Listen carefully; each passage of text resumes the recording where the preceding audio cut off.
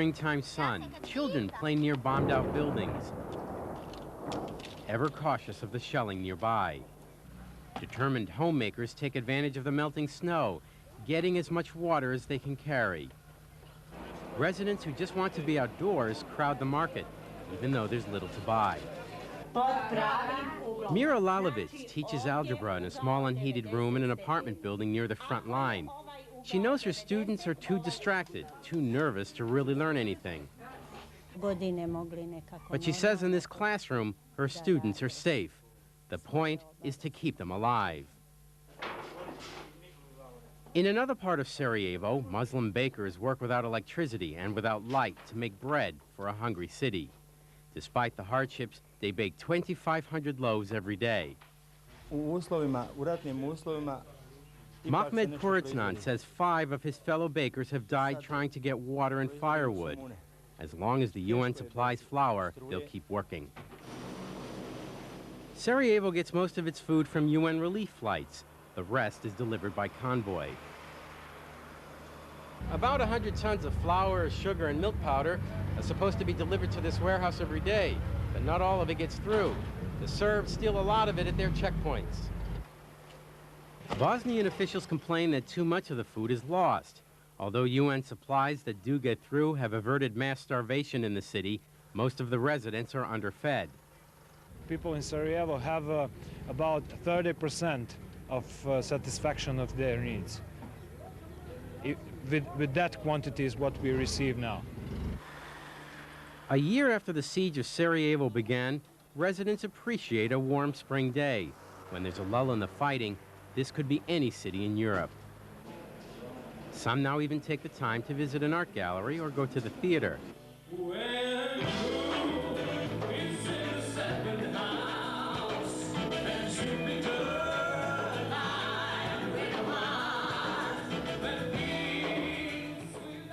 The only play in town is the Bosnian version of the 60s musical Hair.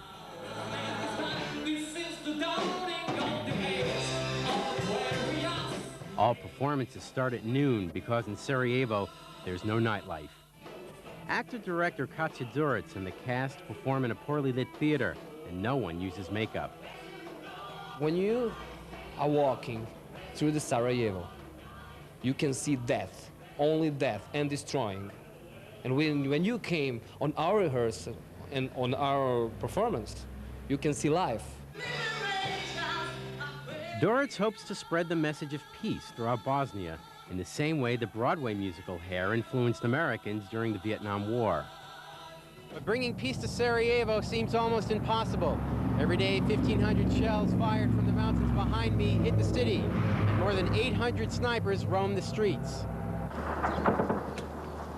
Elsewhere, a clear spring day might be a good time for a walk, but in Sarajevo, people run for their lives. Snipers hiding in buildings in Serbian-controlled parts of town aim and shoot at anything that moves, men, women, or children. When we and the people pinned down near us thought the coast was clear, the Serbs started to pound a nearby building with heavy artillery. Most of Sarajevo's buildings are gutted or scarred after a year of bombardment. Bosnians call this stretch of road the Wailing Wall because at least one resident is killed here every day. Citizens have now erected barricades to stop the bullets, but so far, more than 12,000 have died in Sarajevo since the siege began. You simply feel that every day you are playing a kind of Russian roulette, and you never know whether you are going to meet your shell or you just escaped it. In spite of these unhuman circumstances, in sense of lack of water, lack of electricity, lack of everything, lack of safety, the spirit of Sarajevo is still alive.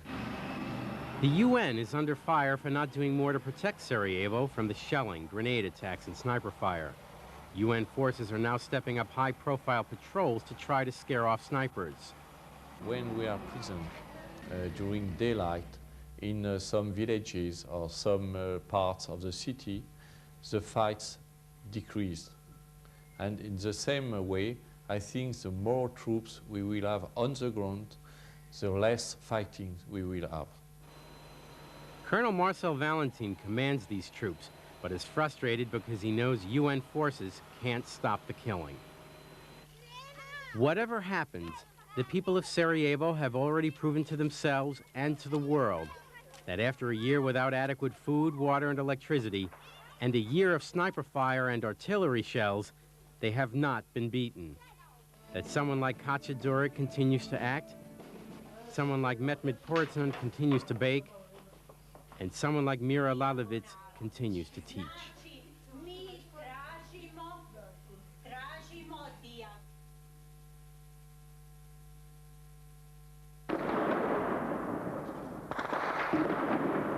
The people who live on 31 Varatsky Boulevard usually do not sleep well at night.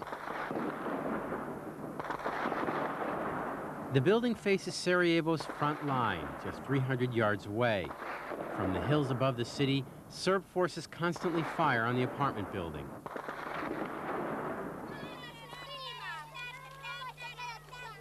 During the day, 10-year-old Isabel Smeladic and her friends play on the other side. The building shields them from attack, as long as they stay close to the entrance. Here they're just out of range of sniper fire. Windows on both sides of the building are blown out. The plastic covering provided by the UN. What happens when the people start shooting? What do you do? Running at the house. 5-year-old Eldon plays in a car shot up by snipers. His mother lets him stay outdoors only 15 minutes a day. Behind the apartment building, the children no longer play on the swings or sit on the benches. The seats were used as firewood, and where they play kickball is now used to dump and to burn garbage. A little boy guides us up the stairs to the 9th floor.